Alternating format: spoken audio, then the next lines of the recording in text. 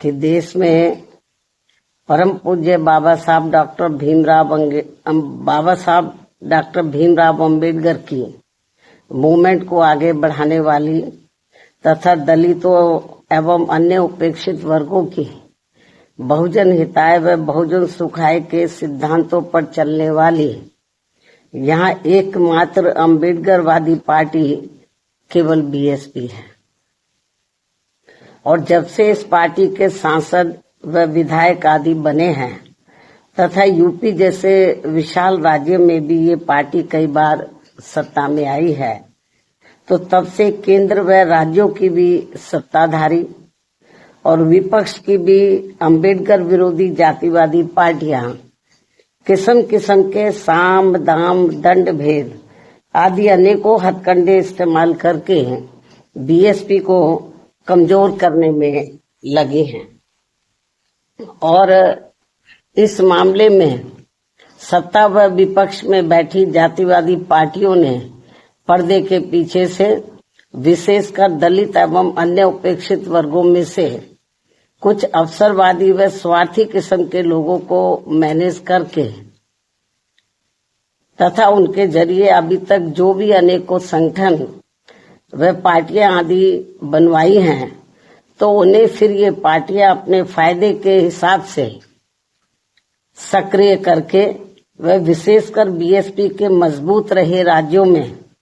और उसमें भी उत्तर प्रदेश में किस्म किस्म के हथकंडे इस्तेमाल करके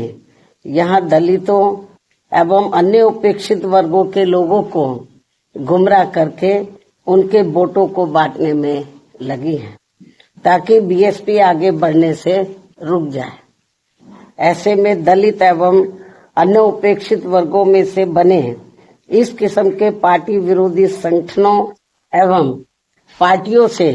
इन वर्गों के लोगों को जरूर सावधान रहना है, अर्थात इन्हें ऐसे सभी स्वार्थी एवं अवसरवादी पार्टियों व संगठनों से सदैव दूरी बनाकर रखना है, क्योंकि इस किस्म के संगठनों व पार्टियों से बाबा साहब डॉक्टर भीमराव अम्बेडकर एवं बीएसपी के जन्मदाता व संस्थापक मान्यवर श्री कांशीराम जी की बहुजन हिताय व बहुजन सुखाय की मूवमेंट से कुछ भी लेना देना नहीं है, जबकि वास्तव में इनकी मूवमेंट को आगे बढ़ाने के लिए बीएसपी पूरे जी जान से लगी हुई है, जिसे आगे बढ़ते एवं मजबूत होते हुए देखकर अब पूरे देश में व खासकर यूपी में यहाँ सत्ता एवं विपक्ष की सभी जातिवादी पार्टियां बहुत ज्यादा दुखी व चिंतित भी हैं। और अब पिछले कुछ समय से जब से बीएसपी फिर से मजबूत होनी शुरू हुई है, तो तब से अब यह सभी विरोधी पार्टियां विशेषकर दलित वर्ग से जुड़े अवसरवादी व स्वार्थी किस्म के संगठनों व पार्टियों आदि को विभिन्न स्तर पर इस्तेमाल करके तथा उनके जरिए आए दिन किस्म किस्म के कार्यक्रम आदि करवा के यहाँ दलितों एवं अन्य उपेक्षित वर्गों के लोगों को गुमराह करने में लगी है तथा उनकी ताकत को भी बांटने व कमजोर करने में लगी हुई है, जिनके बहकावे में इन वर्गों के लोगों को बिल्कुल भी नहीं आना है। और इसके लिए अब ये अवसरवादी व स्वार्थी किस्म के बने संगठन एवं पार्टियां यहाँ जातिवादी पार्टियों के हाथों में खेलकर तथा एक सोची समझी रणनीति के तहत बीएसपी के भोले भाले लोगों को अपने इन संगठनों व पार्टियों आदि से जोड़ने के लिए अब अपने कार्यक्रमों में व बैठकों आदि में मान्यवर श्री कांशीराम जी का व मेरा खुद का भी नाम लेकर ये कहते घूम रहे हैं कि हम तो इनके मिशन को ही आगे बढ़ाने में लगे हैं और इसके लिए हम बहन जी का भी काफी सम्मान करते हैं। साथ ही ये भी कहते हैं कि बाबा साहब डॉक्टर भीमराव अम्बेडकर के जिस अधूरे पड़े कारवां को बीएसपी पूरा करने में लगी है, उसके साथ हम भी खड़े हैं। इस किस्म की वो बातें करते हैं लोगों को गुमराह करने के लिए। इस प्रकार से ये सब लिपड़ी चिपड़ी बातें कहकर अब ये अवसरवादी एवं स्वार्थी किस्म के संगठन एवं पार्टियां बीएसपी के लोगों को गुमराह करने में लगी है तथा इस पार्टी को कमजोर करने में लगी हैं। जबकि इस मामले में हमारी पार्टी का ये कहना है कि यदि इनकी इन सब बातों में रत्ती भर भी सच्चाई होती तो तब फिर ये लोग विरोधी पार्टियों के हाथों में खेलकर अपने अनेकों संगठन एवं पार्टियां आदि नहीं बनाते और फिर ये लोग सीधे बीएसपी से ही जुड़कर अपनी बहुजन हिताय व बहुजन सुखाय की पार्टी को ही मजबूत करते। लेकिन ऐसा ना करके ये लोग एक सोची समझी रणनीति के तहत इस किस्म की बातें कहकर हमारे बीएसपी से जुड़े भोले भाले दलितों एवं अन्य उपेक्षित वर्गों के लोगों को गुमराह करने में लगे हैं। इस किस्म की बातें कहकर बीएसपी को आगे बढ़ने से रोकने में लगे हैं, जिनसे इन वर्गों के लोगों को हमेशा सचेत रहना है ताकि यहाँ जातिवादी पार्टियां इनके जरिए बीएसपी को कमजोर व खत्म करने के अपने इस मकसद में कामयाब ना हो सके। इतना ही नहीं बल्कि अब ये विरोधी पार्टियां इनसे अनेकों और भी हथकंडे इस्तेमाल करवा सकती हैं ताकि फिर देश में बीएसपी का अस्तित्व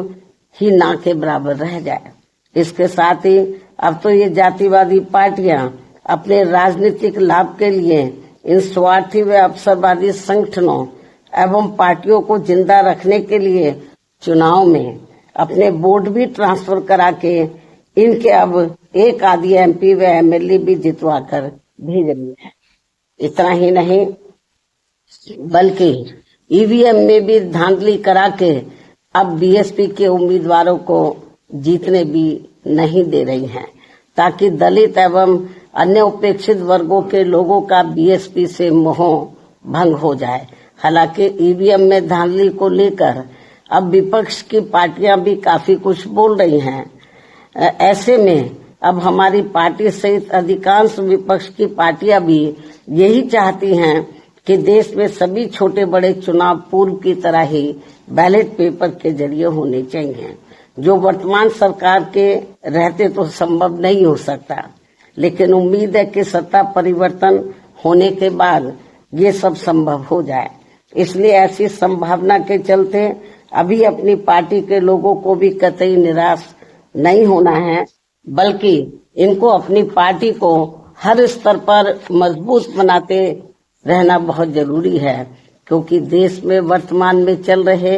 राजनीतिक हालातों में ये ईवीएम वाला सिस्टम कभी भी बदल सकता है और फिर यहाँ बैलेट पेपर से ही देश में हर चुनाव होंगे और ऐसा हो जाने पर फिर बीएसपी के भी अच्छे दिन पुनः वापस लौट आएंगे।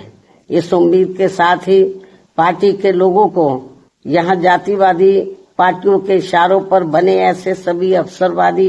एवं स्वार्थी किस्म के संगठनों एवं पार्टियों आदि के हथकंडों से सावधानी बरतते रहना बहुत जरूरी है। इसके साथ ही पार्टी के लोगों को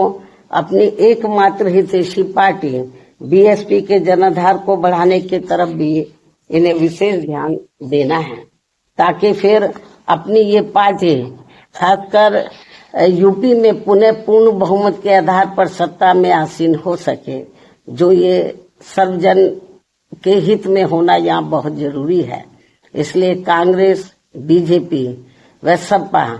आदि इन पार्टियों के सहारे व इशारे पर चलकर दलित एवं अन्य उपेक्षित वर्गों की एकता व इनकी एकमात्र हितैषी एवं अम्बेडकरवादी पार्टी बीएसपी को कमजोर करने वाले ऐसे सभी अवसरवादी व स्वार्थी संगठनों एवं पार्टियों के नेता चाहे अपने निजी स्वार्थ में सांसद, विधायक व मंत्री आदि क्यों ना बन जाएं, तो भी इससे इन वर्गों के लोगों का कुछ भला होने वाला नहीं। इसके अलावा यहाँ मैं ये भी कहना चाहूंगी कि पिछले कुछ समय से हमें ये देखने के लिए मिल रहा है कि देश की राजनीति में एक दूसरे के विरुद्ध द्वेष, विद्वेष, संकीर्णता व मुकदमेबाजी आदि की नकारात्मकता इस हद तक बढ़ गई है कि आए दिन नेताओं के बीच किसी न किसी विषय को लेकर होने वाली असभ्य एवं अभद्र आचरण से जनता काफी हैरान व दुखी भी है कि अतः वर्तमान में चल रहे ऐसे हालातों में इन लोगों से सही जन व देश हित भला फिर कैसे संभव हो सकता है, जबकि वास्तव में देश में ऐसा फैला विषैला माहौल सीधे तौर पर यहाँ के विकास व आत्मनिर्भरता के प्रयास को बाधित कर रहा है तथा देश के धनासेठों की संपत्ति अब ज्यादातर विदेशी निवेश में जाने लगी है, जिससे यहाँ की अपार गरीबी,